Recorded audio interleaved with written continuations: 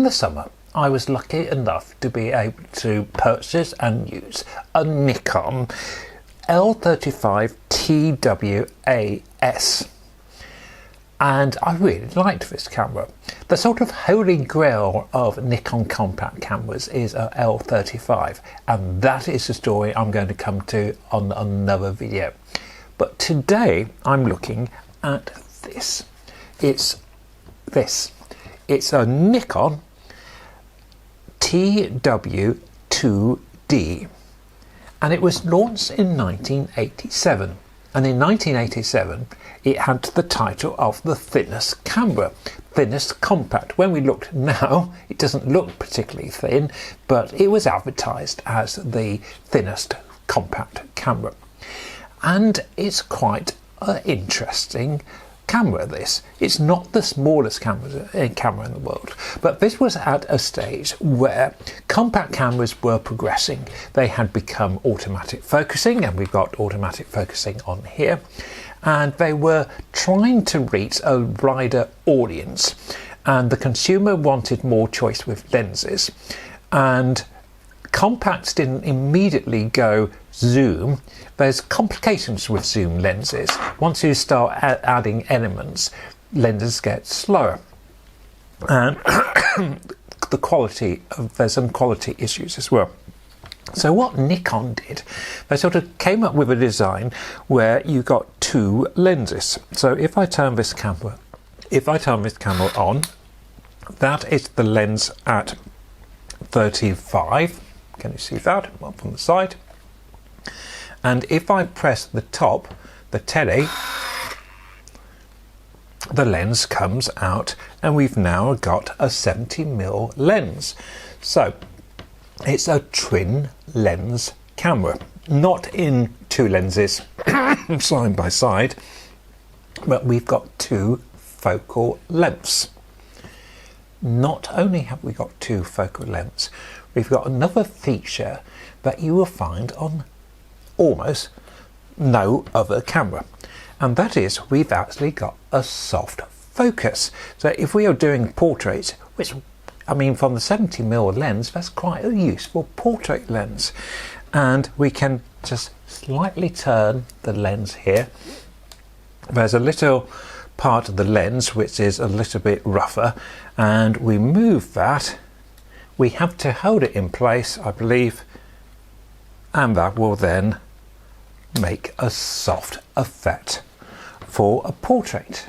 And I think soft portraits were quite popular in the 80s, and I think that is where it comes from. The on-off switch is on at the front. We have a LED screen at the top, which basically gives us the flash information. We have got a self timer. We can put the flash on and off. As I said, we've got the two focal lengths. This camera actually has a data back that I haven't used the data back when I used the camera. I'm just checking there's no film in here. There is no film. Loading, as you can see, is a very straightforward procedure. We put the film in there, move it across and close. This camera doesn't get the high value that the L35 do, but it has got a nice feel about it. You do feel that there's a degree of quality here. Let's see how it performs. This first image is taken in the countryside, and I've taken it on the right angle part of the lens, and it's sharp, it's clear, it's ideal for landscapes. It's performing exactly how I would hope the camera would perform. And here we've switched to the telephoto lens, and again it's sharp, it's clear, and again immediately I'm thinking I quite like this camera because it's sharp, it does exactly what I was hoping it would do, and you aren't getting any softness, which I have got sometimes on cameras with zoom. Here we are in Dorchester, and again I like the choice of the tele or the wide angle, and I'm finding that the choice is making me think. It's a nice camera to use actually. As I said, when it was designed to be one of the thinnest cameras around, and compared to the compacts which came later, it would appear to be quite large. But at the time, it was quite a development. And this was a time where Nikon were very serious about compact cameras. They were looking for new markets. They saw that there was a market for people who didn't necessarily want the complications of a 35mm camera. They wanted a point and shoot, but they wanted a point and shoot which would produce constantly good images. This of the old girls' school in Dorchester, again, is very sharp. It's a very usable image. It's the same about the electricity cables there, but the exposure is good, the sharpness is exactly, and the viewfinder, I really like the viewfinder. When you change between the lenses, a little lens pops up in your viewing lens, so you immediately go into the telephoto lens, and as soon as you go back to the normal lens it goes again. Now I'm shooting in the afternoon. This was mid-August. I'm using Formapan 100, which I've developed in D76, and I'm scanning on a Epson Perfection 3200, and I'm just thinking, when I've used Photoshop basically only to get rid of a little bit of dust here and there. I haven't changed the contrast at all, or the levels. I just didn't need to. This camera is proving to me to be a really nice camera to use. And what I am finding with the Nikons is that these earlier compact cameras had a real emphasis on the lens, and I can't help thinking that the later Nikons, that emphasis on the lens wasn't maybe there, and you do see with the later cameras there is definitely a compromise. There seem to be this great urge to get longer and longer zooms, and on the Nikon light cameras I don't think I've got the same quality of these early autofocus cameras. To me, are focusing exactly right where I want them to be.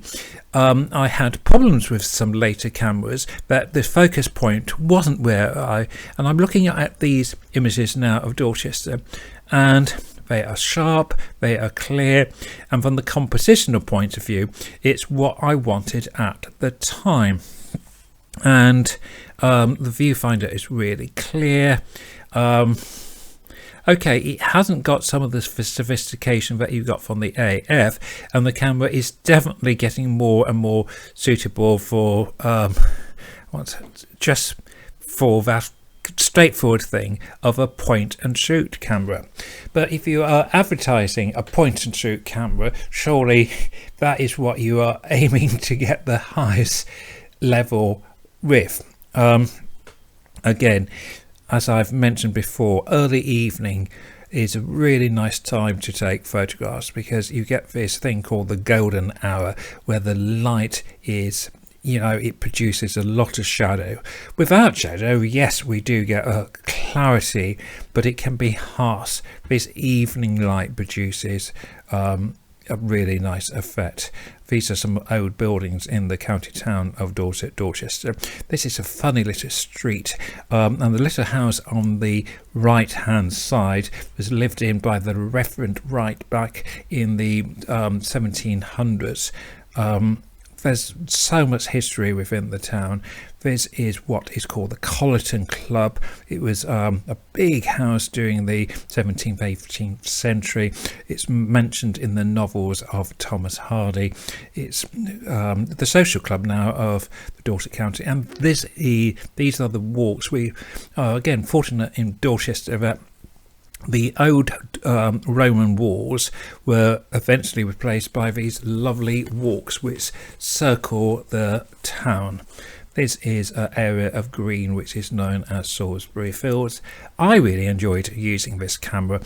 It's a camera I will keep. I do seem to be building up a bit of a Nikon collection, and at some point I'm going to talk about the collection and how what I like about these particular cameras. Thank you very much for watching. I'm a little bit surprised how many images I included in this slideshow, but sometimes you can cut a lot out, but it's interesting that a lot of these images are usable and fascinating when you're taking images. Sometimes you can find images easily, you can just see them, and other times you struggle to see images. These houses in Dorchester, I love. They are the first houses to actually be built outside of the Roman walls.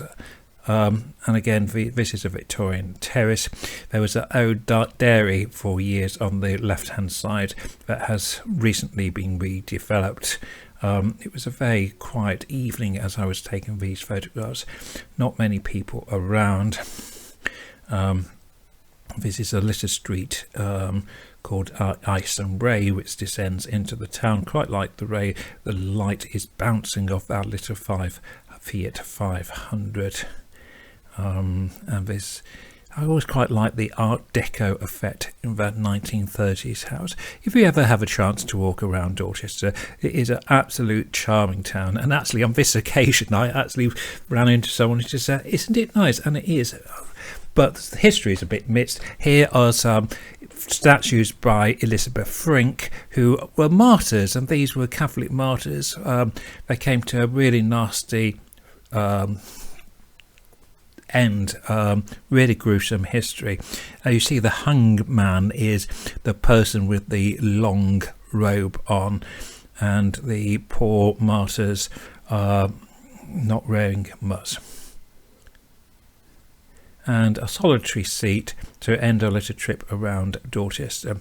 As I say, the Nikon 35 TW2D, bit of a mouthful name, but thanks for watching. An enjoyable camera. See you again, hopefully. Bye for now.